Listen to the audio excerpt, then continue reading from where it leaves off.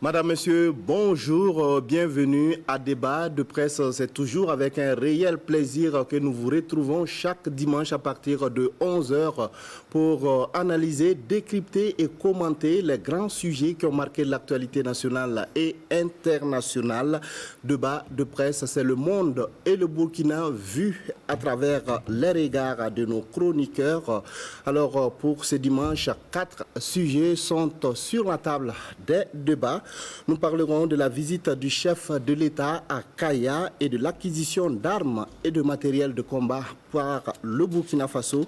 Nous parlerons également de la dissolution du Haut Conseil pour le dialogue social, décision prise lors du dernier Conseil des ministres. Alors, c'était une promesse la semaine passée, l'opération de contrôle et de retrait des terrains autres qu'à usage d'habitation sera notre troisième sujet ce matin. Et enfin, pour terminer, nous parlerons de sport avec la victoire des étalons sur les éperviers du Togo lors de la troisième journée des éliminatoires de la CAN Côte d'Ivoire 2023. 4 éditorialistes de la presse nationale sont avec moi sur ce plateau pour échanger autour de l'ensemble de ces sujets. Il s'agit de Albert Nagrengo, directeur de publication de Libre Info. Bonjour. Bonjour Sagnon. Nous avons avec nous Yves Zoukemde, journaliste à la Radio Nationale. Bonjour. Bonjour à vous et aux téléspectateurs. Alors, Abdoulaye Tao, directeur de publication du journal L'Économiste du Faso est avec nous. Bonjour. Bonjour. Nous avons également Dabadi Zumbara, rédacteur en chef du journal Le Pays. Bonjour. Bonjour Sagnon, bonjour ces téléspectateurs. Merci à tous donc pour votre disponibilité. Alors, on commence avec cette actualité. Le chef de l'État, le capitaine Ibrahim Traoré, était à Kaya dans le centre-nord pour échanger avec les forces vives de cette région. Naturellement, la lutte contre les groupes armés terroristes a dominé les échanges. Le président a appelé à la mobilisation pour vaincre l'ennemi. Alors, quels commentaires et quelle analyse faites-vous de ce déplacement du président de la transition, Abdoulaye Tao? Je pense que la visite à Kaya, c'était une visite, j'allais dire, opportune, pour ne pas dire opportuniste, parce que avant l'annonce de la visite, on a vu ce qui se passait dans la zone. Il y avait des menaces, il y avait des attaques, il y a eu des alertes. Il y a eu même sortie d'une OSC qui appelé à un réveil pour dire que la région était un peu en difficulté. Donc, à ce niveau-là, c'est une visite qu'il fallait faire. Ça rassure les populations et ça rassure aussi, d'une certaine façon, l'opinion nationale que l'autorité est à l'écoute de ce qui se passe sur le terrain. La deuxième raison, c'est que c'est son fief. C'est de là-bas qu'il est venu à Ouagadougou prendre le pouvoir, comme on dit. Donc, il ne saurait, par exemple, aussi laisser inactif quand des choses, entre guillemets, graves se passent dans cette zone. Et je pense que de ce côté-là, la visite avait tout son intérêt. Mais le contenu de la visite, effectivement, est très important à décrypter dans la mesure où, vous avez parlé tout à l'heure de l'appel à la mobilisation. Il est resté sur un ton, j'allais dire, encore révolutionnaire, même si on peut discuter de certains thèmes qu'il a abordés. Mais je pense que le plus important, c'est qu'il a annoncé, et quand il annonce, c'est déjà fait, les répliques. C'est-à-dire qu'aucune attaque ne restera désormais impunie. Je pense que c'est quelque chose de déterminant aujourd'hui dans l'action, dans les actions qui vont suivre en matière de lutte contre le terrorisme. Ça se passe à un moment où on a besoin de renforts, on est en train de s'équiper, et à Kaya, dès qu'il y a eu l'attaque, il y a eu la riposte. Et dans le même espace-temps, j'allais dire, on a vu qu'avec Tougan, il y a eu une attaque de ce type et il y a eu une riposte. Et ça, c'est vraiment important en termes de psychologie, j'allais dire sociale, pour un peu maintenir la flamme des Burkinabés qui espèrent voir notre armée prendre le dessus. Il y a d'autres éléments peut-être que je reviendrai. On va revenir donc sur ces éléments, bien entendu. Alors, Albert Nagrengo. Je dirais que dans la même logique que Abdoulaye, que c'est pareil, parce que c'est une visite qui intervient quand même une semaine ou à moins de 2 semaines après ce que Tougouri a connu. C'est quand même l'une des communes importantes de la région du centre-nord et surtout l'axe Dori Kaya. Et donc, 2 attaques, on va dire, à l'espace d'une semaine dans cette commune-là. Et la commune avait commencé à vider. Ses populations déjà regagnaient au Kaya et puis d'autres partaient dans le Namentenga et puis dans d'autres localités. Je pense qu'à l'époque, l'attaque de Tougri a fait beaucoup de critiques, a suscité beaucoup de polémiques d'ailleurs. Et l'appel de Kaya, dont on parle de Boukari Ouedraogo, est venu de cette attaque aussi. Même si au passage, on apprend qu'il a été enrôlé de force. On va en parler. On aura l'occasion d'en parler. Donc il y a ça. Et je pense que ça fait partie également de son ancien fief, comme Abdoulaye le dit si bien. Et donc naturellement, il faut une visite. Mais la visite est intervenue, à l'exception des autres région, 48 heures je crois, où il a eu l'occasion de recevoir les forces vives de la région également. C'est très important le contact et ça permet également aussi de galvaniser au niveau régional ce qui est déjà préparé ou ce qui se prépare déjà dans la lutte contre le terrorisme. Tout cela, c'est à mettre à son actif. Je pense que c'est très important. Maintenant, c'est une région qui est très éprouvée. Et je pense que ça fait partie des régions qui abritent le plus de personnes déplacées internes, avec des villages ou des communes qui ont souffert depuis des années. Je pense à Dablo, à Bassalgo, vous pouvez penser également à Pinsa, Piscila, tout cela, ajouté à Tougri. Et je pense que donc la visite en valait la peine. Et on attend qu'après cette visite-là, il y ait quand même un changement politique et positif dans la lutte contre le terrorisme, surtout dans la région aussi. Alors, Dabadi, Albert l'a évoqué, on va aller directement donc sur ce sujet. On peut retenir aussi que cette visite a été marquée justement par l'arrestation et l'enrôlement donc de Boukari Ouedraogo, donc qui est de l'appel de Kaya. Alors, qu'est-ce que vous pensez de cela? Ben, je ne maîtrise pas trop d'abord les textes qui permettent d'agir dans ce sens. Parce qu'il faut d'abord savoir que nous sommes dans un contexte de guerre. Et dans un contexte de guerre, la prudence est conseillée. Alors maintenant, je n'ai pas écouté les discours. C'est vrai, on a vu quand même sur les réseaux sociaux ce qui a été plus ou moins dit. Le chef de l'État a expliqué effectivement parce que certains avaient déjà même dit qu'il a été enlevé, etc. Et qu'on ne savait pas où il se trouvait. Mais je pense que, bon, là-dessus, quand même, il n'y a pas, j'allais dire, d'inquiétude, puisque le chef de l'État a dit clairement qu'il a été enrôlé comme VDP. Bon, alors maintenant, c'est vrai que jusque-là, l'enrôlement en tant que VDP se faisait de façon volontaire. Alors, pour le cas présent, ça ne s'est peut-être pas passé comme tout le monde... j'allais dire, s'attendait, parce que comme je l'ai dit, c'était un appel volontaire. Aujourd'hui, il est enrôlé dans des conditions un peu, j'allais dire, un peu compliquées.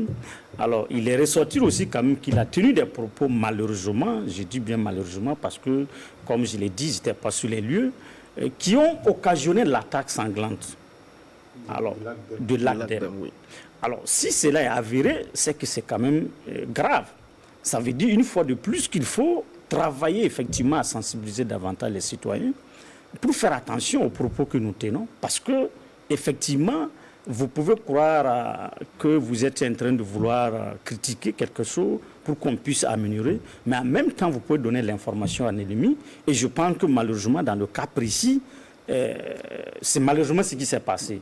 Donc, on peut dire certainement, même si les terroristes avaient peut-être un projet d'attaque, le fait que lui, il ait tenu un certain nombre de propos, ça a dû certainement guider l'ennemi et malheureusement, des gens en sont morts. Alors, qu'est-ce qu'on fait dans de telles circonstances? Bon, je pense qu'il faut peut-être, pour moi en tout cas, travailler beaucoup plus à la sensibilisation et pour que les gens fassent beaucoup plus attention. Parce qu'on est dans un contexte de guerre, et dans un contexte de guerre, on ne peut pas tout dire, en fait. Voilà, parce qu'il y a des choses qu'il faut se garder de dire, pas parce que ce n'est pas la vérité. Oui, c'est une vérité, mais toutes les vérités, comme on le dit, ne sont pas bonnes à dire. Parce que ça peut effectivement occasionner d'autres situations plus graves, comme ce qu'on a pu constater, où il y a eu des morts d'hommes. Et bon, ces personnes-là, on ne peut plus les ramener à la vie. On a bien compris, en tout cas, votre analyse sur ce point. Oui, Yves Zoukemde. Je pense que cela revient remettre au centre du débat la question des libertés en période de guerre. Parce que dès son arrivée, le chef de l'État a été clair qu'il va en guerre, le pays est en guerre. Et vous voyez même la récente information sur le décret de l'état d'urgence dans un certain nombre de localités. C'est-à-dire qu'aujourd'hui, les gens continuent à avoir des attitudes comme nous sommes dans un pays démocratique normal en temps de paix. Alors que quand on regarde la situation, pour nous les journalistes, nous avons un ensemble de règlements qui nous encadrent et qui permettent de savoir, en ce qui concerne les sites militaires, un certain nombre d'informations qui sont sensibles, on ne doit pas toucher à ces informations. Mais ce n'est pas le cas pour tout le monde. En l'occurrence, beaucoup d'acteurs de la société civile, aujourd'hui, qui dans leur élan de vouloir apporter leur touche, vont souvent au-delà des informations qui peuvent créer vraiment des précédents. Pour ma part, c'est une décision du chef de l'État qu'on peut critiquer. Vous savez qu'en toute chose, quand il y a une décision, les gens seront toujours divisés. Mais ce qui est fondamental, c'est qu'aujourd'hui, s'il y a des gens qui désirent volontairement d'aller s'enrôler pour aller combattre, et il y a des gens aussi qui tiennent des propos pour dire qu'il n'y a rien sur le terrain. Il faut les permettre aussi d'aller souvent sur le terrain pour voir si vraiment il y a rien ou il n'y a pas rien. C'est ma position. Donc vous approuvez d'une Je pense que si quelqu'un dit rien n'est fait sur le terrain, alors qu'il y a des veuves, il y a des orphelins, il y a des gens où, aujourd'hui, si vous dites qu'il n'y a rien n'est fait sur le terrain, ils se demandent pourquoi leur enfant est mort. Vous voyez? Mais si vous dites il y a quelque chose qui est fait sur le terrain, mais il y a des insuffisances. Nous appelons les autorités à corriger ces insuffisances, à aller au-delà de ce qui se passe sur le terrain. C'est fondamental. Là, la critique est fondée. Mais quand vous dites qu'il n'y a rien qui est fait sur le terrain, vous pensez... C'est-à-dire, aujourd'hui, au-delà de ceux qui sont sur le terrain, nous-mêmes qui avons des proches, ou nous qui perdons des proches, nous savons qu'il y a quelque chose qui est fait sur le terrain. Donc, si on permet à certains souvent d'aller sur le terrain, je ne sais pas la formule, mais si on permet à certains d'aller sur le terrain, je pense que ça leur permettra de toucher du doigt la réalité. D'accord. Albert, dès le départ, vous voudrait s'exprimer sur ce sujet. Oui, allez-y, Albert. Non, en fait, les propos de Boukari Ouédraogo et l'attaque de l'ACDEM, c'est-à-dire la coïncidence est troublante. On peut se dire, bon, ça a été un message qu'il a envoyé aux groupes armés terroristes qui ont attaqué. Mais pour moi, dans tous les cas, il y a aussi le doute qui est là. Parce que les groupes armés terroristes ont aussi attaqué souvent des points névralgiques sans qu'il y ait ces propos. Je pense que le chef de l'État, on peut comprendre sa frustration en griffe, mais je pense que ça revient à la justice. Si vous estimez qu'aujourd'hui, il a tenu un langage aujourd'hui qui a servi à des groupes armés terroristes, je pense que l'institution judiciaire est également là pour ça. Il faut reverser le dossier à la justice, demander à la justice à ce que la justice se saisisse de l'affaire et faire la lumière sur tout ce qu'il a tenu comme propos. Et je pense que depuis quelques années, il y a beaucoup de gens qui sont interpellés au niveau de la justice ici pour avoir tenu des informations ou parfois pour des complots ou qui préparent des choses de déstabilisation contre les institutions de la République. Je pense que le nommé Boukari Ouédraogo également, la justice pouvait faire son travail dans ce cas, parce qu'il n'est pas le premier quand même à être interpellé pour des questions de tentative de déstabilisation de la République. Je me souviens qu'il y a quelques années, il y a un journal qui avait été atteint en justice, ou par le CSC d'ailleurs, pour avoir dit que le journal a montré des poudrières ou des points sensibles de l'armée. Oui. Mais après audition, le journal a été blanchi. Mais si on devrait peut-être passer par ce qui s'est passé à Kaya, naturellement que peut-être aujourd'hui le journal est fermé ou le journal n'existe plus. Donc c'est pourquoi j'ai dit, bon, on peut estimer que Boukari Ouédraogo est allé loin dans ses propos, mais est-ce que c'était la bonne formule également, c'est la bonne procédure? Sinon, nous tous qui sommes sur ce plateau, je le disais, nous-mêmes on n'est pas en sécurité parce qu'à 50 mètres de nous, vous savez très bien ce qui se passe autour de cette télé. Donc... que ce soit mon ami Ibzou, que ce soit moi ou Abdoulaye, peut-être que demain nous aussi on peut se retrouver peut-être dans un centre d'enrôlement, parce qu'on peut nous dire que bon, vous avez tenu aussi des propos qui ne sied pas. Alors si nos propos respectent l'éthique et la déontologie, je pense qu'il ne peut pas y avoir de problème. Il y a la justice qui fait son travail dans ce contexte-là. On a vu à Nouna ce qui s'est passé avec les 28 morts, si ma mémoire est bonne. Dans le grand entretien avec le chef de l'État, il a dit que la justice va faire son travail. Je crois qu'il y a eu des situations également dans d'autres contextes, à Solane, à Seitenga, où on a dit que la justice va faire son travail. À Inata, on a dit que la justice va faire son travail. Ici, s'il y a un Burkinabé qui a tenu des propos qu'on estime que c'est déplacé, il faut reverser aussi le dossier à l'institution appropriée pour traitement. Et je pense que des cas comme ça, il y en a beaucoup. Sinon, après, on risque tous de se retrouver de force ou de gré dans le rang des VDP. D'accord. Alors, c'est votre point de vue, Abdoulaye Taoui. Du juridisme, on va se dire bon, sur quelle base on l'enrôle. Il n'y a pas de texte qui permet de faire un enrôlement forcé. Maintenant, il faut aussi contextualiser. C'est vrai. Et là, il faut que, comment on appelle ça, les autorités se préservent. C'est vrai, ils viennent de prendre une décision sur la loi d'urgence, d'état d'urgence. Et n'oubliez pas, il y a aussi l'état de mise en garde. Il y a un bout de phrase que les gens ne font pas attention qui va avec cet état d'urgence. Ça permet de restreindre un certain nombre de libertés. Je ne sais pas, c'est liberté d'expression, je ne sais pas, enfin, en tout cas, un certain nombre de circulation, etc. Et donne force à l'autorité de faire un certain nombre de choses. Si c'est dans ce cadre-là, il faut que la communication, par exemple gouvernementale, nous donne nous donne la lisibilité, la visibilité sur ces actions. Sinon, ça peut être très mal interprété et ça peut avoir l'effet boomerang de braquer les gens. Parce qu'aujourd'hui, dans la rue, dans les gargotes, qu'est-ce qu'on entend? Maintenant, être VDP, c'est comme une sanction. Il ne faut pas que ce soit ça. L'objectif des VDP, ce n'est pas ça. Les VDP sont venus en renfort à l'armée. Mais cette situation, je pense que peut-être on a dit que c'était peut-être pour lui permettre de voir la réalité du terrain. Justement, je suis d'accord. C'est pour cela qu'il faut une communication derrière pour ne pas laisser la rumeur prendre l'avance. Moi, personnellement, quand j'ai vu ça, j'ai souri, j'ai dit, ah, ok, c'est l'aspect pédagogique que certains voient. Moi, personnellement, c'est l'aspect pédagogique que j'ai vu dedans. Tiens, voilà quelqu'un qui a parlé de choses dont il ignore, on va lui montrer, et comme dirait Ibzou, on va lui montrer la réalité du terrain. Il va se faire sa propre qu'on appelle religion de ce qui se passe sur le terrain. Je pense qu'il faut, parce que si des actions sporadiques comme ça se font sans lisibilité, ça peut effectivement avoir le revers de la médaille, c'est de dire que bon, on est dans un état policier qui fait, enfin, il faut qu'on évite d'en arriver là, parce que l'objectif c'est de rester concentré, et je pense que ça c'est l'objectif du président quand il était à Kaya, c'est de rester concentré sur la lutte contre le terrorisme, ne pas se laisser divertir. Et eux-mêmes ne doivent pas poser des actions qui vont trahir leur démarche, et ça c'est pas bon.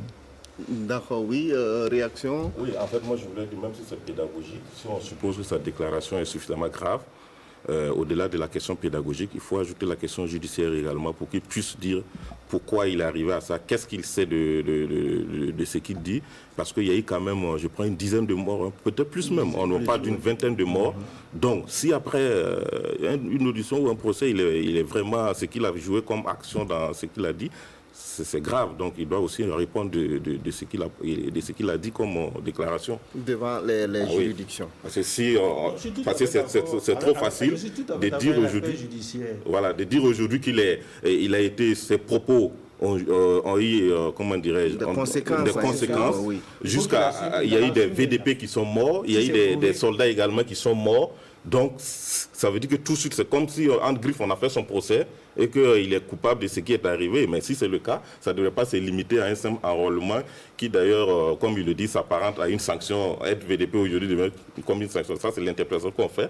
Mais il faut aller au-delà pour lui montrer également que voici les préjudices aussi que sa déclaration a posés. D'accord, oui, Yves. Je pense que c'est là, quand on écoute le chef de l'État à ce sujet, il a dit, c'est pas forcément que la personne ait fait ça dans le mauvais sens.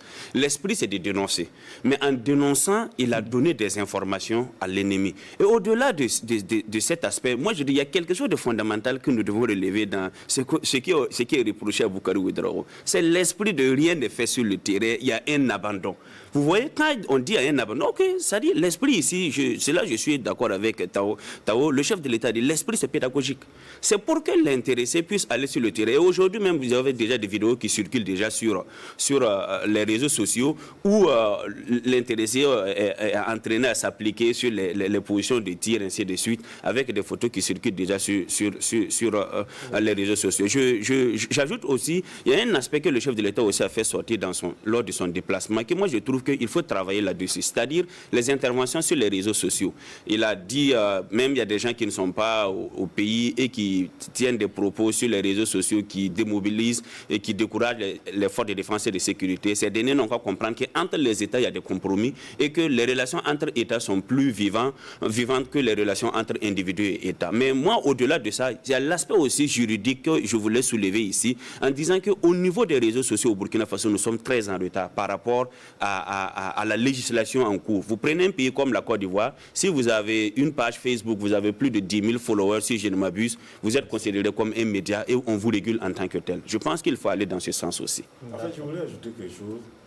En fait, c'est vrai, que quand on dit rien ne fait, ça fait mal à ces soldats, ces combattants qui sont sur le terrain. On reconnaît leur mérite. Mais aussi, il faut comprendre la détresse de ces populations. Quand vous êtes dans une localité, vous avez la famille, vous avez tout, sous la pression, vous ne savez plus aller. Quand vous vous mettez à leur place, parfois, le sentiment, ça vaut le coup. Aujourd'hui, ce n'est pas la seule, mais regardez, il y a eu beaucoup de provinces où des ressortissants de ces populations sont sortis crier sur tous les toits au Burkina ici parce qu'ils ont besoin de secours, ils ont besoin de l'aide. Donc, je pense que quelque part aussi, il faut se mettre dans la position de ces populations-là parce qu'ils ne savent pas véritablement où aller. Et c'est peut-être l'occasion de saluer ce que Abdoulaye disait tout à l'heure. Le temps de réaction aujourd'hui est devenu rapide, plus qu'on ne savait par le passé. Parce que par le passé, les gens viennent attaquer et puis une semaine, 2 semaines après, on attend de communiquer, des ratissages seront faits. On n'a jamais de bilan de ratissage. Mais aujourd'hui, je pense que l'armée a cette fierté-là même de prendre des vidéos et venir faire distiller à la télévision nationale. On sent que le temps de réaction quand même aujourd'hui réduit. Donc, moi, je comprends parfaitement ces populations. Il faut accepter qu'ils sont dans des conditions parfois aussi difficiles. On a bien compris votre position, oui. Non, c'est juste pour dire qu'en fait, en toute situation, il faut avoir les mots qu'il faut. C'est souvent peut-être ça qui pose problème. Parce que, voilà, justement, on était dans un contexte depuis l'arrivée de Roch Marc Christian Kaboré au pouvoir, et ça allait dans tous les sens. Il n'y a pas eu... En fait, on n'a pas essayé de recadrer les gens. Tant et si bien qu'aujourd'hui, bon, on a l'impression, en fait, on se complaît dans ce désordre-là. Or, je pense qu'à un moment donné, quand même, il faut y mettre le haut là. Sinon, c'est très dangereux pour nos vies. Parce que si le terrorisme a gagné du terrain, c'est lié aussi au comportement des uns et des autres. Donc, je pense qu'ici, c'est possible qu'il n'a pas voulu, peut-être que l'objectif, ce n'était pas effectivement de poser un problème sérieux. Mais comme je l'ai dit, vous savez, quand vous prenez la parole, on dit, vous devez faire attention à ce que vous dites. Public, surtout. Ah oui, public surtout. C'est ça aussi le problème. Or, j'ai l'impression que dans ce pays, bon, chacun s'improvise en spécialiste en tout.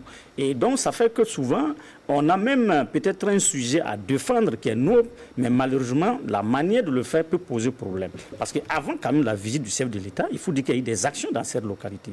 Il y a même eu l'affaire du convoi qui avait été bloqué. Et finalement, il y a eu beaucoup de mines qui ont été déminées et le convoi a pu poursuivre. On a pu ravitailler, par exemple, Bourzanga, etc. Alors, comment quelqu'un, par exemple, qui est dans cette localité peut dire que rien, par exemple, n'est fait sur le terrain? Vous imaginez ce que ça peut poser comme chose? Donc, je pense que c'est tout cela peut-être aussi. Et l'autre aspect, comme je l'ai dit, c'est fondamental. Nous sommes dans un contexte de guerre. Et quand on est dans un contexte de guerre, le chef de l'État a certaines prérogatives. Et aussi, il faut dire que les libertés ne peuvent plus être les mêmes. Ça, c'est une évidence. Mais j'ai l'impression qu'on n'en tient pas compte. Et voilà pourquoi j'ai dit, pour moi, il faut beaucoup plus sensibiliser les gens pour éviter certains dérapages, parce que ça n'arrange personne. Okay. Maintenant, pour revenir effectivement au message quand même du chef de l'État, je pense que ça a été effectivement c'est un élément extrêmement important, parce que je trouve même que par rapport à l'attaque, la réaction a été immédiate. On a vu ce que ça donnait, comme certains l'ont dit. C'est une belle raclée qui a été effectivement donnée aux groupes armés terroristes qui avaient effectivement décidé certainement de réserver un comité d'accueil sanglant au chef de l'État, parce qu'il faut quand même dire qu'il venait dans un milieu où effectivement il est bien connu, et donc il fallait transformer cette joie-là en tristesse.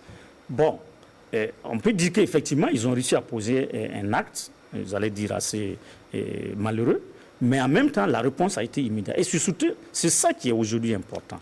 Je pense que si nous avons la capacité, si l'ennemi sait qu'il ne peut plus venir attaquer et répartir 5 comme ils le disent, ben, ils vont réfléchir par 2 fois avant de nous attaquer. D'accord. En tout cas, C'est une belle transition pour parler donc de l'acquisition de matériel de guerre, de moyens aériens pour le Burkina Faso, au moment même où le président, en tout cas, se trouvait à Kaya. Le ministre en charge de la Défense et le chef d'état-major général de l'armée donc ont en tout cas exposé ce qu'ils appellent un échantillon d'armes acquis donc par le Burkina Faso pour lutter contre les groupes armés terroristes sur le terrain. Alors peut-on parler de montée en puissance justement de l'armée burkinabé? Dabadi, on vous donne la parole pour poursuivre sur ce sujet. Ok, bien sûr, on peut effectivement le dire. Je pense que l'acquisition quand même de ces nouvelles armes, à mon avis, est une bonne chose, parce que cela permettra justement de renforcer les capacités opérationnelles de l'armée, ce qui peut contribuer justement à dissuader l'ennemi et même peut-être le pousser à déposer par moment les armes. Parce que si l'ennemi sait qu'aujourd'hui il ne peut plus venir attaquer, repartir, parce qu'on a effectivement du matériel important, il va réfléchir par 2 fois avant de le faire.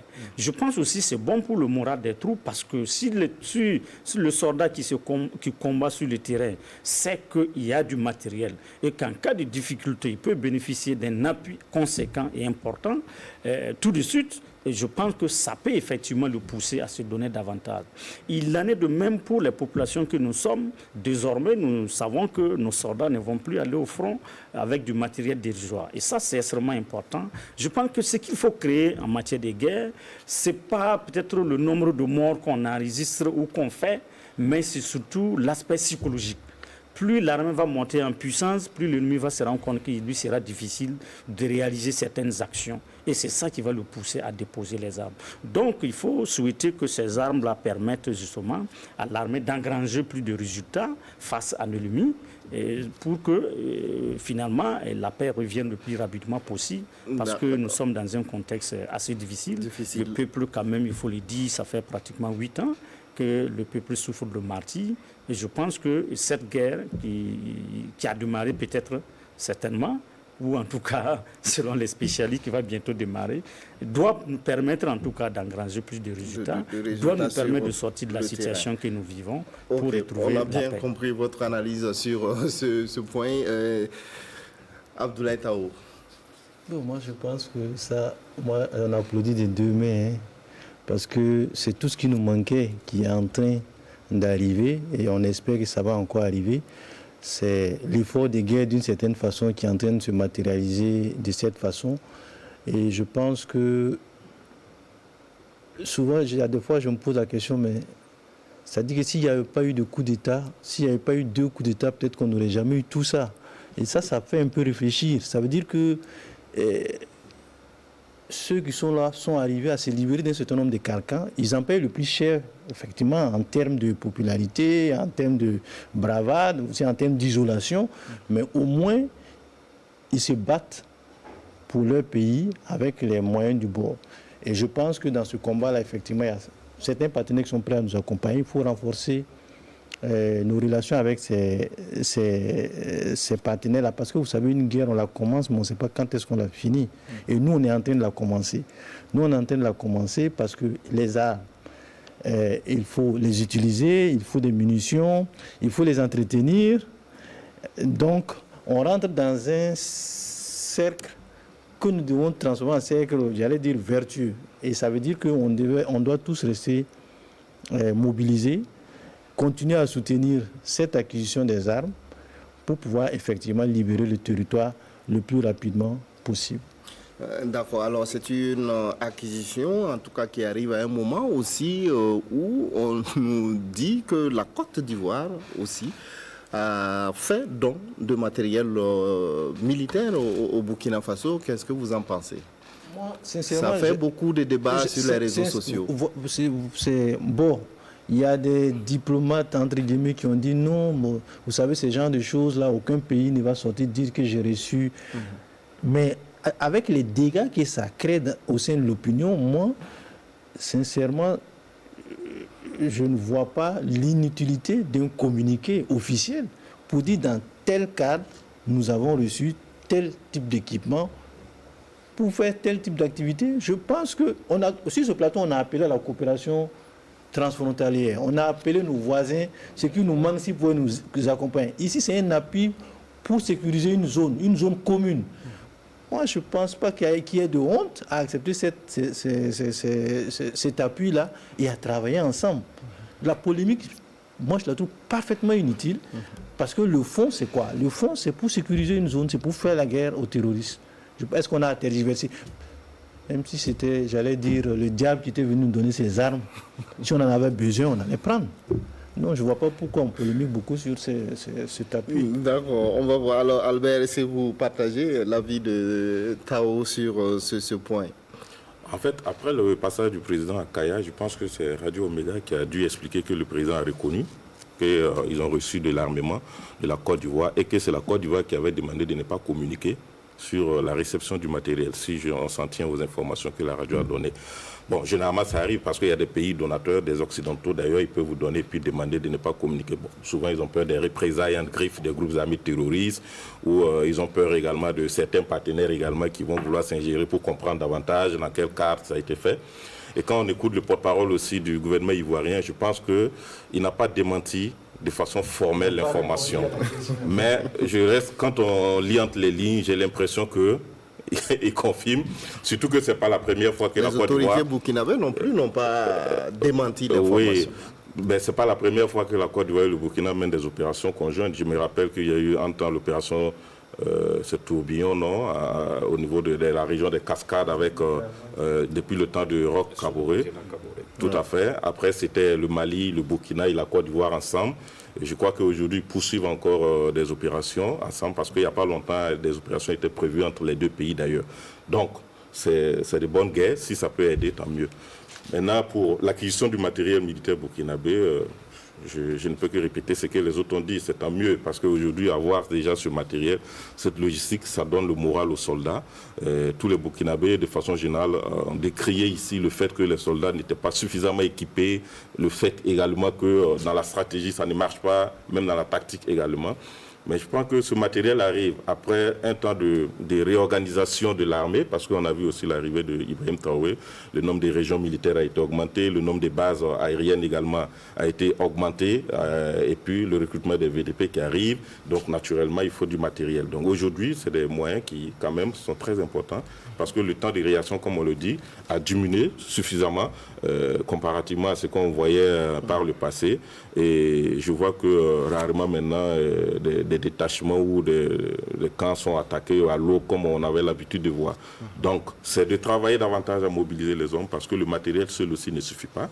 Il faut que la ressource humaine et puis tout ce qui s'accompagne. Parce que je crois que c'était dans le premier discours de Damiba, il avait dit ni l'avion ni un char ne peut remplacer l'amour pour une patrie. Donc, l'amour, ce que les hommes portent, la volonté de combattre est beaucoup plus important d'abord que le matériel. Donc, en plus du matériel, il faut savoir encourager les hommes et réorganiser les troupes. D'accord. Alors, dernière réaction sur ce sujet, Yves Zou. Je pense que la guerre contre le terrorisme, c'est une guerre aussi de communication. Hein. Et aujourd'hui, montrer des échantillons d'armes, en tout cas en matière d'appui aérien, c'est fondamental parce que aujourd'hui, nous avons vu le Mali avec vraiment une flotte vraiment bien fournie. Aujourd'hui, présenter un échantillon de la flotte burkinabé, c'est fondamental. Mais cela aussi vient confirmer les efforts que l'autorité fait par rapport à l'acquisition de matériel. Vous vous rappelez que sous le pouvoir Kaboré, on a eu des difficultés pour nous acquérir de matériel militaire. Il a fallu payer des hélicos civils qu'il fallait modifier, mettre des armes.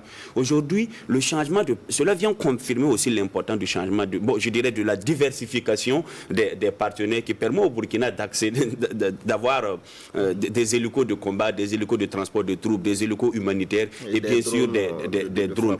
Et vous savez que le Conseil des ministres passé, le Burkina le gouvernement plutôt a signé avec une banque de la place, a accordé à une banque de la place un fonds de garantie souveraine de près de 200, en tout cas plus de 200 milliards pour pouvoir acquérir du matériel de combat.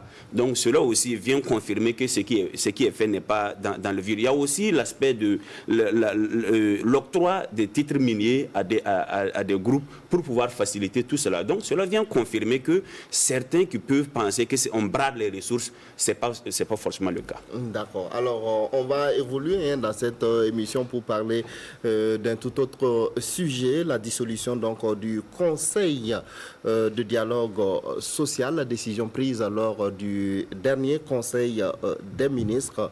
L'institution avait été créée en mai 2017 avec pour mission la promotion du dialogue social. Alors, Yves Zou, vous gardez la parole. Qu'est-ce que vous pensez donc de cette décision du gouvernement? Je pense que ça s'inscrit dans l'ordre normal du fonctionnement de la transition, à savoir la réduction du train de vie de l'État et puis je dirais le dynamisme, rendre dynamique les institutions de l'État. Le Haut Conseil pour le dialogue social a été créé, si je ne m'abuse, en 2018 et nous savons dans quel contexte le Haut Conseil a été créé, dans la mesure où il y avait vraiment une montée des mouvements syndicaux qui vraiment étaient dans des grèves à un point fini. Donc je pense que ça avait été créé pour pouvoir permettre aux acteurs de dialogue. Mais quand on lit le décret du Conseil des ministres sur la dissolution du Haut Conseil, il prouve qu'il y a au moins 3 institutions qui se chevauchent et ce qui fait que le Haut Conseil n'arrive pas à répondre aux besoins demandés. Je pense que la transition doit aller au-delà. Vous vous rappelez que sous le pouvoir d'Ameba, les assises avaient demandé même des institutions, la suppression même ou bien la suspension des institutions. Je citerai en exemple le CES, le Conseil économique et social. Je citerai en exemple le médiateur du FASO. Donc c'est des institutions que les assises nationales avaient demandé de suspendre pour le moment durant la période de transition pour qu'après on verra dans la dynamique de l'adoption de la Constitution s'il y a lieu qu'on les dissolve ou s'il y a lieu qu'on les maintienne. Mais bon, ça a été vraiment un étonnement que nous voyons ces institutions, le même président nommer des personnalités à la tête de ces institutions. Il y a aujourd'hui au Burkina Faso un problème par rapport à la nécessité de certaines institutions. On a vu des institutions qu'on a créées pour seulement placer des gens, des récompenses politiques. Même on en a parlé par rapport au niveau des ministères. Le Collège des sages avait demandé un certain nombre de ministères. Tout juste après l'insurrection de 2014, il y a eu un comité qu'on a mis en place. Le comité avait demandé de ne pas dépasser un certain nombre de ministères, mais à tout moment, on va au-delà. Donc aujourd'hui, la transition est dans une dynamique d'appliquer les textes et il faut aller vraiment au-delà. D'accord. Alors, Dabadi, qu'est-ce que vous pensez de cela? Je pense effectivement qu'il faut aller comme ce que Yves Zou vient de dire, toucher également d'autres institutions pour réduire le train de vie de l'État. Ce sont des institutions qui sont jugées budgétivores. Oui. Exactement. Non, je pense qu'ici, effectivement, il s'agit de réduire certainement le nombre des institutions jugées budgétivores, même si on sait que dans le cadre du Haut Conseil du dialogue social, il n'était pas aussi considéré comme une institution budgétivore, parce que ce qu'il faut savoir, c'est que le Haut Conseil du dialogue social n'avait pas de budget. Il fonctionne selon des allocations qui sont allouées par la présidence, parce que c'est une institution qui est rattachée à la présidence. Mais sa force est due au fait que c'était une institution tripartite et qui permettait effectivement aux différentes entités, c'est-à-dire de résoudre les questions qui interviennent dans le monde du travail. Vous savez très bien effectivement que lorsque le président Rochmark Christian Kabore a pris le pouvoir, il a eu effectivement maille à partir avec les syndicats, etc.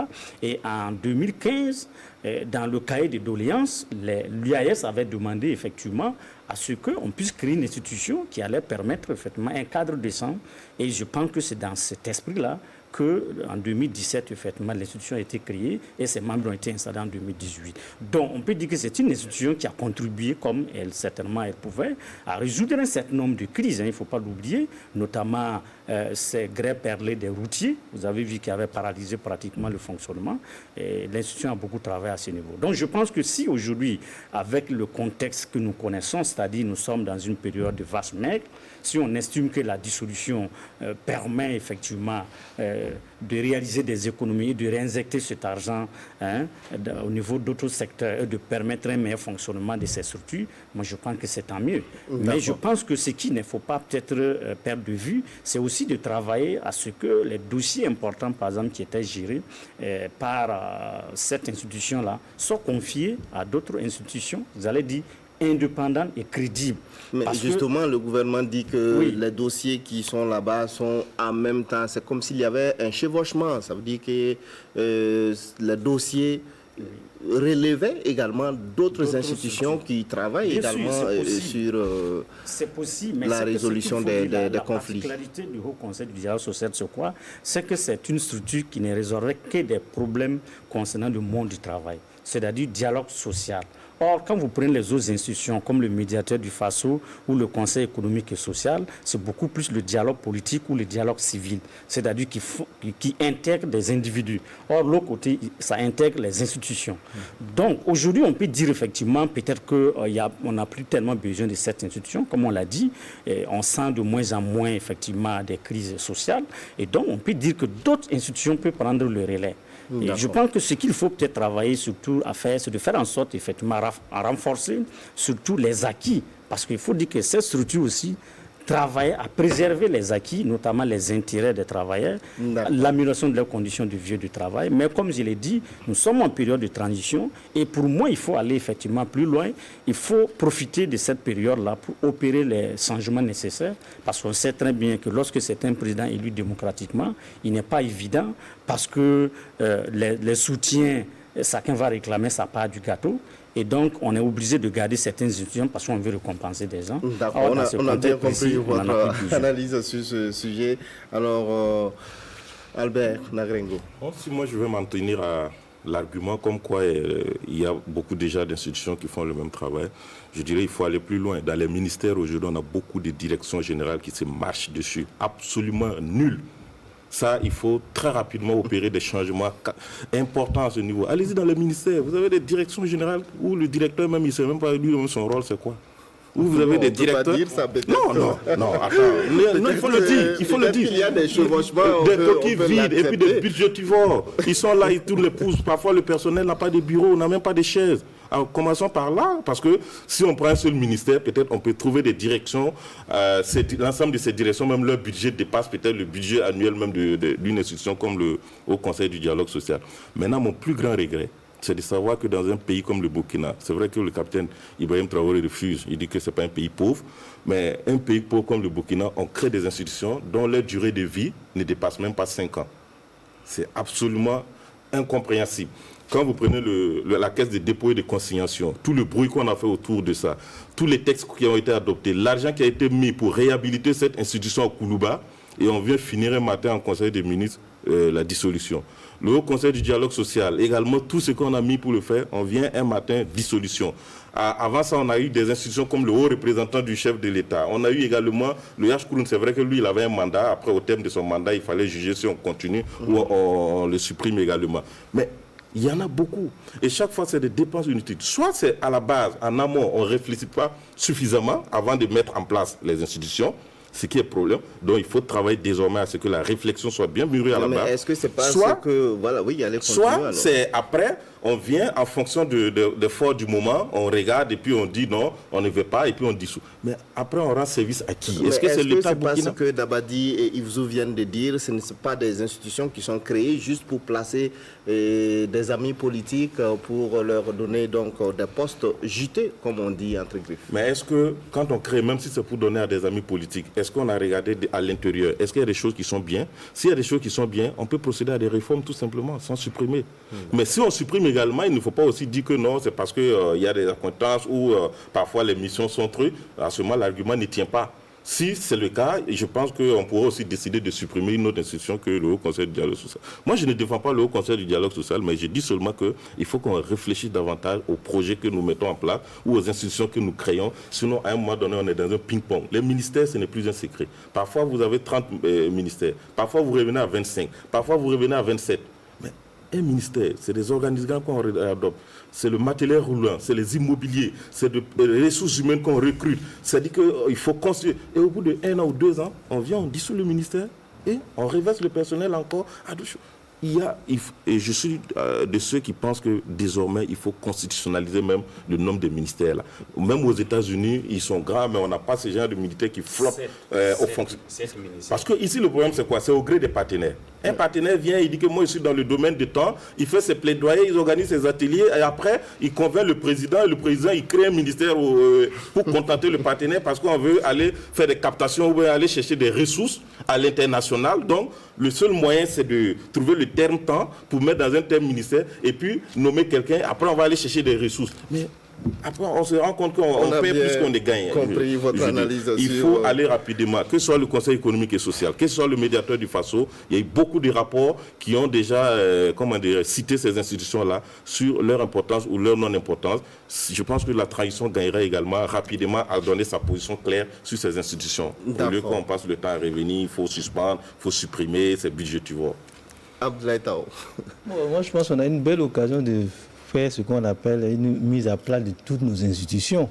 Parce que si on va aller au compte-gouttes, ça va encore susciter beaucoup de polémiques. Tout le monde est d'accord aujourd'hui qu'il faut rationaliser le nombre d'institutions qu'on a. Parce que soit c'est budgétivore. Mais quand ce n'est pas budgétivore, le problème c'est quoi? Une institution peut avoir un ancrage dans la société, elle a des missions, mais elle n'est pas efficace. Donc il faut résoudre un certain nombre de problèmes. Je pense que la rationalisation, c'est ça. C'est-à-dire combien d'institutions, quel type d'institutions. Et une fois qu'on a résolu ce problème, on va supprimer, on va regrouper, et maintenant on va se concentrer sur l'efficacité de ces institutions. Et là, moi, je me pose la question. Aujourd'hui, on dit que le Haut Conseil, il y a doublon avec d'autres structures. Est-ce que ces structures-là ont fait la preuve de leur efficacité?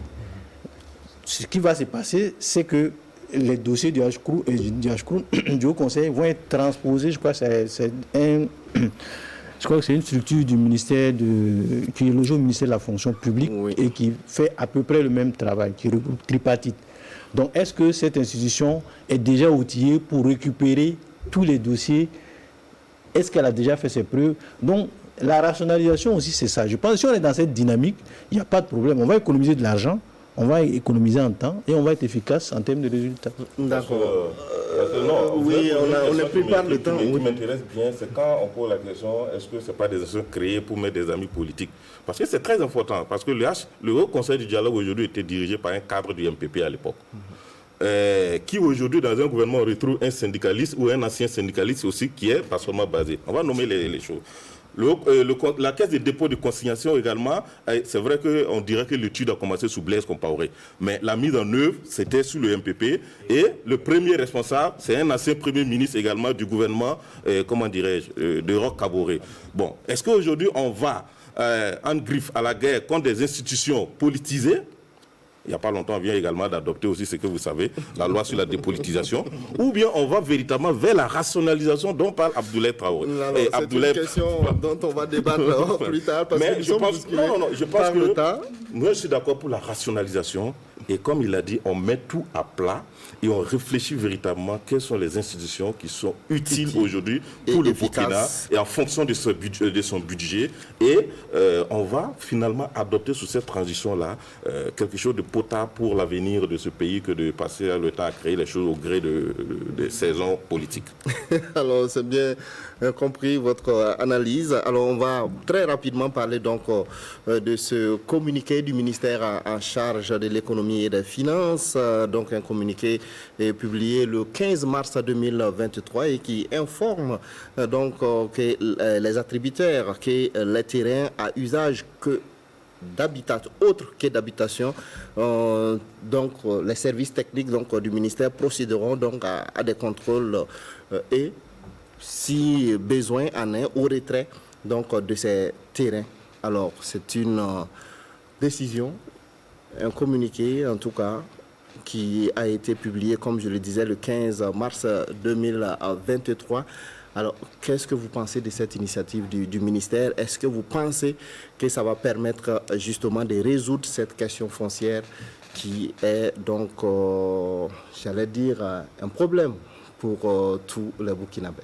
Oui, ça va permettre de résoudre vraiment en partie le problème de la question foncière, puisque lorsque vous prenez les terrains à usage autre que d'habitation, c'est les terrains qui prennent plus de place, puisque c'est les terrains alloués au commerce, à l'éducation, à la santé, ainsi de suite, et même les lieux de culte. Il y a des gens qui prennent les terrains, il suffit seulement de prendre les routes nationales pour quitter Ouagadougou, pour s'en rendre compte. Vous voyez des bornes à perte de vue, il n'y a rien. Il n'y a pas d'investissement.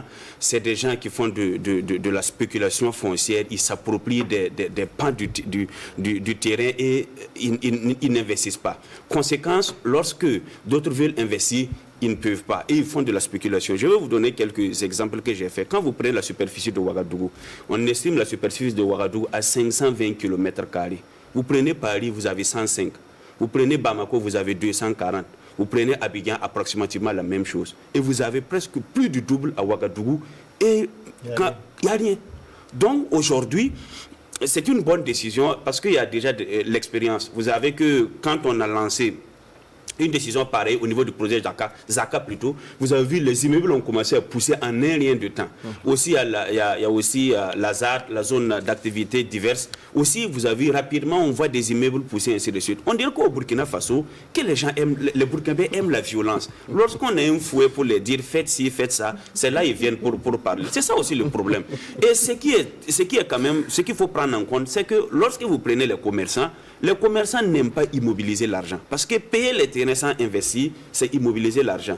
Donc, quand vous prenez les commerçants, quand ils payent les terrains, rapidement, ils mettent les terrains en valeur, ils partent déposer dans les banques et ils utilisent ça comme des garanties pour des prêts. Donc, on se demande souvent qui sont ceux qui payent ces terrains qui déposent. Bon. En tout cas, l'opération de contrôle va s'étaler donc sur un mois. Je pense que ça commence le 1er avril. Oui, Dabadi, très rapidement. Non, je pense effectivement que c'est une belle initiative qu'il faut encourager parce qu'effectivement, ça va permettre d'assainir d'une certaine manière le domaine du foncier. La vérité, c'est que beaucoup, effectivement, cherchent à obtenir des terrains de cette nature pour les garder pendant longtemps parce que la valeur va augmenter et après ils vont revendre ça encore plus cher. La vérité c'est ça. Donc si aujourd'hui on est dans un contexte de difficulté à obtenir même des terrains par moment, c'est lié au fait justement que beaucoup ont effectivement acheté à vil prix pratiquement, j'allais dire, beaucoup de terrains mais qui ne mettent pas en valeur parce qu'ils attendent que la valeur augmente au maximum avant de les vendre. Vous avez des localités où on veut même réaliser des infrastructures sociales, on n'arrive pas parce qu'il n'y a pas de terrain. Donc ça pose un sérieux problème. Donc je pense qu'aujourd'hui, effectivement, il faut faire la liste et effectivement regarder. Parce que le détournement de certains terrains, c'est vite arrivé. Quelqu'un demande un terrain pour construire une école, après, bon, il va y construire autre chose, une boutique ou un magasin. Ça pose un problème. Vous avez détourné le terrain de son usage. Et donc, je pense qu'il faut faire en sorte, effectivement, que les choses soient respectées. Mais je pense que c'est un désordre qui a été créé il y a très longtemps, sous, effectivement, le Roch-Marc Christian Kaboré, en 2017, disons entre 2019 et 2020, on a effectivement sonné les gens qui avaient les parcelles au niveau de la Zaka et de la ZAD. On a vu, effectivement, ce que ça a donné. J'ai été là-bas particulièrement pour faire un reportage, mais j'avoue que j'étais surpris parce qu'on a vu que beaucoup n'avaient pas respecté effectivement ce qui avait été prévu dans les cahiers de charges. Donc, vous voyez, ça pose un problème. On vous donne un délai pour construire, vous ne le faites pas parce que vous voulez que le terrain prenne plus de la valeur. Et après, ça devient... D'accord. Alors, sans vous couper, parce qu'on est très pris par le temps. Il faut faire en sorte, justement, que l'opération se déroule avec beaucoup de transparence pour éviter qu'on ne dise que, bon, c'est la chasse aux sorcières parce qu'on veut retirer des terrains à telle catégorie de personnes. Parce qu'il faut dire la vérité aussi. Les propriétaires de ces terrains, ce n'est pas... en fait, des citoyens moyens. Voilà, on vous a bien compris, mais justement, l'objectif aussi de cette opération, c'est de pouvoir engranger donc, de l'argent, parce que ces terrains qui sont déposés, si je peux m'exprimer ainsi, les propriétaires ne payent pas les taxes qu'il faut sur les propriétés non bâties. Je pense que moi, cette décision du ministère de l'économie, je crois que je ne veux pas dire salutaire, mais elle procède d'un certain pragmatisme. Si vous lisez le communiqué, ils ne vont pas en guerre. Ils disent les parcelles à usage autre que d'habitation, les propriétaires sont tenus de se mettre en règle vis-à-vis de la loi. On leur donne un délai. On leur donne un délai, mettez-vous en règle. Nous, on a eu des parcelles d'habitation, on avait des délais pour les mettre en valeur. On a construit nos 10 tours, on est rentré parce qu'on avait chaud, on voulait mettre quelque chose sur la tête. Donc, ces propriétaires-là ont un délai pour se mettre à jour. Une fois que ce délai est passé, ils vont rendre compte. Et dans la première phase, l'État va récupérer de l'argent. Parce que il y a des taxes à percevoir, il faut régulariser les papiers, et ça va faire de l'argent frais pour les caisses de l'État. Et ça, c'est la première partie, la première étape du processus. La deuxième étape, c'est ceux qui vont être invisibles, ceux que l'État sait où se trouvent ces parcelles. Même si aujourd'hui, comment on appelle ça, le cadastre minier n'est pas totalement informatisé comme on le souhaite. Oui. Mais je pense qu'avec tous les bribes d'informations que les gens du cadastre domaine ont, on peut identifier les propriétaires. Et l'intérêt de la chose, c'est que, comme le disait Dabadi, une fois que vous êtes hors la loi, il y a une procédure de retrait qu'on peut engager. Et l'État peut récupérer ces parcelles, la mettre dans son patrimoine et donner à des investisseurs. Parce que si vous regardez, allez à la zone industrielle de Bobo, toutes les parcelles sont vendues. Enfin, sont vendues. Il y a des écureuils, je ne sais pas comment ça a été attribué. Peut-être même si vous allez à la zone industrielle de Kosodo, il y a des parcelles qui ont déjà des attributaires, mais qui depuis longtemps ne sont pas mises en valeur. Quand vous avez de nouveaux investisseurs qui arrivent, vous les mettez où? Si tout est déjà pris. Donc, ceux qui sont défaillants doivent pouvoir céder. C'est ça aussi qui fait la spéculation.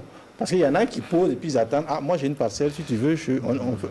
Donc, je pense que c'est pour mettre de l'ordre dans tout ça. Mais l'intérêt de ça, c'est effectivement qu'on mette de l'ordre dans le foncier, comme ça a commencé avec le ministère de l'Habitat sur le foncier. Je pense qu'il y a une dynamique qui est là. Il faut qu'on remette de l'ordre dans ce secteur pour éviter ce que tout le monde craint. Parce que c'est une bombe sociale. Si on ne règle pas tous les potentiels différents qui sont là, on va se retrouver avec une bombe. D'accord. Alors, Albert, dernière réaction, très rapidement sur ce sujet. Je pense que c'est une très bonne idée, la démarche. C'est vrai que le ministère n'a pas besoin de procéder ainsi parce que les textes sont clairs. Il y a des délais de mise en valeur, il y a des taxes à payer également. Celui qui ne le fait pas rapidement, il faut aller sommer. Mais là, je pense que c'est bien parce qu'il n'y a pas que ça. Il disait tout à l'heure que c'est une dynamique parce qu'il y a quand même 2 ou 3 semaines, il y a un communiqué aussi qui est sorti pour demander de suspendre les demandes de changement de destination, des réserves administratives parce que l'État pense qu'il y a eu beaucoup de demandes de changement de destination de ces réserves administratives-là destinées à l'État et aux collectivités territoriales, alors que par moment, l'État même cherche du terrain pour construire, il n'en trouve pas. Et je pense qu'après ça, on a ce communiqué qui vient également, c'est très bien. Parce qu'il y en a beaucoup qui veulent faire de la spéculation également. Et il y a aussi des parcelles politisées en griffe, parce que c'est des acteurs politiques d'un moment qui ont réussi quand même à se mettre la main sur des terrains. Parfois, vous vous posez la question, comment on peut s'accaparer des terres comme ça, parfois, alors que des gens sont là juste pour chercher une parcelle et ils ne trouvent pas. Et je pense qu'après ça, les promoteurs immobiliers aussi devraient avoir leur compte. Il faut trouver le moyen aussi de mettre les fautifs au pas. Parce que c'est un secteur aujourd'hui qui est devenu un vrai business pour des gens qui absolument parfois n'ont même pas le sens de ce qu'on veut, mais qui se jettent dedans et puis qui ont des milliers d'hectares aux alentours des grandes villes, mais qui ne réalisent absolument rien ou qui vont morceler et puis font de la spéculation. Je pense que c'est de bonnes décisions. Il faut regarder de ce côté également. On est très pris par le temps. Il nous reste 1 minute pour terminer cette émission avec la complicité donc du service des programmes. On va demander juste 3 minutes pour parler de sport, des étalons donc qui ont joué donc vendredi dernier contre les éperviers du Togo dans le cadre en tout cas des éliminatoires de la CAN Côte d'Ivoire 2023. 1-0 en faveur des étalons de Hubert Velud. Justement, comment avez-vous trouvé la prestation des étalons et est-ce que vous pensez en tout cas que c'est une équipe qui est confiante, qui peut se qualifier pour cette CAN? Albert. En fait, on a trouvé tout au long des 90 minutes beaucoup de suspense parce que le jeu ne rassurait pas du tout, parce qu'on attendait un grand étalon, mais qui n'a pas forcément trotté comme on estimait. Mais à la fin du match, on a vu qu'il y a eu un coaching quand même, comme on le dit, gagnant, parce qu'il y a Bertrand qui sort, il y a Fessal qui rentre et qui ouvre le score pour les étalons. Le plus important, c'est les 3 points. Jusque-là, ça fait quand même 3 matchs, 3 victoires. Et je crois qu'au prochain match, même avec un match nul, le Burkina serait déjà qualifié. Donc la question sur est-ce qu'on peut se qualifier, déjà on peut se dire oui, on a quand on est quand même à la porte d'Abidjan. C'est possible. Moi je dirais même qu'on est déjà à la porte d'Abidjan, c'est possible. Maintenant la question du match aussi, peut-être ce qu'on peut accepter aussi ou ce qu'on peut tolérer chez l'entraîneur, c'est de se dire que jusqu'à présent il cherche son équipe type, parce que c'est un entraîneur qui est arrivé aussi il n'y a pas très longtemps, donc il est encore dans la construction, il cherche des combinaisons possibles, il cherche également à sortir une équipe type également pour pouvoir dire c'est son 11 comme ça de départ. Donc là on peut encore lui donner cette opportunité-là de voir encore dans les matchs à venir comment il va s'organiser, est-ce qu'il va réussir à sortir une équipe avec laquelle il commence ces matchs. Surtout que pour une des rares fois, les étalons étaient entre griffes au grand complet pour ce match. Oui. Dabadi. Ce que je voulais ajouter aussi, c'est qu'il ne faut pas perdre de vue le match des entraîneurs aussi, parce qu'on ne peut pas parler de ce match-là sans parler aussi de Douarté, Hubert Velud qui connaît bien le Togo pour l'avoir entraîné, Douarté également qui connaît bien le Burkina, ainsi de suite, qui connaît des joueurs qu'il a contribué à former ou à appeler à l'équipe nationale qui sont toujours au niveau de l'équipe nationale et qui jouaient. Donc il y avait deux matchs à la fois, si vous voulez, les deux équipes, mais aussi les entraîneurs qui jouaient pour la victoire. Un double match, oui. Effectivement, je pense que c'était un match assez difficile, mais je pense que les étalons ont compris qu'il fallait aller à l'essentiel. L'essentiel, c'est quoi? Ce n'est pas la beauté du jeu, mais c'est la victoire. Comme on le dit, à la fin d'un match, on ne demande pas qui a bien joué, on demande qui a gagné. Donc je pense qu'ils ont réalisé cela et ils ont compris qu'il fallait arracher les 3 points. Ils ont réussi à le faire. Bravo à eux, il faut les encourager. Je pense que si effectivement cette belle chevauchée se poursuit, c'est clair et net que le Burkina Faso va se qualifier pour la prochaine coupe. Voilà. Maintenant, il ne faut pas dormir. Il faut continuer à travailler. C'est surtout ça. Il ne faut pas croire que on est déjà qualifié, donc on peut. Non, je pense qu'il faut continuer à travailler parce que des équipes aussi qui sont en face ne vont pas nous faire cadeau. C'est extrêmement important. D'accord. On vous a bien compris donc sur ce sujet. Il faut travailler davantage donc pour consolider, fortifier cette équipe pour la CAN. Oui. Je pense que ce but-là, je ne parle pas de victoire, la victoire même, ce but-là a sauvé les étalons de bien des critiques. Parce qu'il vient vers la fin du match, c'est un ouf de soulagement. Quand vous regardez la prestation des joueurs, c'est pas qu'on n'a pas une bonne équipe, mais ils ont joué vraiment au trop, pour ne pas dire au pas. Vous n'avez pas senti l'engagement? Voilà, ils ont pas. Je pense qu'ils n'ont pas joué à un bon rythme. Le rythme qu'ils se sont imposés n'était pas un bon. Et ça a permis aux Togolais d'être à l'aise, d'être menaçants. Alors qu'on a vu que chaque fois qu'on accélérait, on créait des problèmes. C'est-à-dire qu'il faut juste élever le niveau du jeu des étalons pour vraiment s'assurer de la victoire. Parce que de la façon de jouer, on n'était pas du tout à l'abri. De prendre un but surtout pendant les premières minutes du jeu. Le mot de fin vous revient donc Yves Zoukemde. Je pense que les Burkinabés doivent quand même être humbles parce que quand j'écoutais les supporters parler, pour eux on devait faire du Togo une bouchée. C'est ça qui est dangereux. C'est ce qui fait que souvent les étalons ratent. Où les étalons butent. Je prends quelques exemples. Le Cameroun a été tenu en échec par la Namibie. Le Nigeria a été battu par la Guinée-Bissau à domicile. Donc si nous avons pu arracher la victoire, l'essentiel dans une rencontre pour les supporters, c'est la victoire. Le fond du jeu, on laisse ça aux experts qui vont faire des critiques et qui vont faire des propositions. Voilà, ça serait le mot de fin en tout cas de cette émission. Le Burkina qui est en tête de ce groupe B avec 9 points et on espère bien que les poulains de Hubert Velud pourront donc se qualifier à la suite du match mardi prochain contre le Togo, un match qui se jouera donc à Lomé. Merci de votre fidélité à cette émission. L'information revient tout à l'heure dans une présentation de Draman Dadian.